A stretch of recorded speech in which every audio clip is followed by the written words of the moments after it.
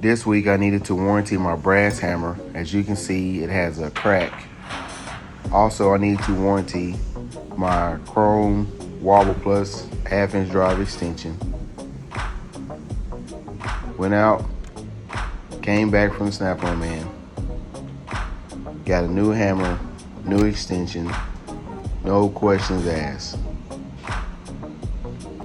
Got the $20 bag of gummy bears. And also I went ahead and picked up 2 torque wrenches. I like the digital style. Got the 1/2-inch drive, got the 3/8 drive. As you can hear in my voice, I'm super excited.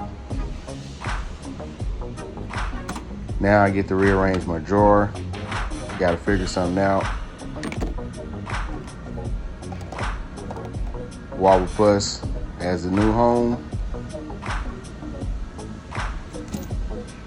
As you can see, I'm out of room. Gotta look into some stuff.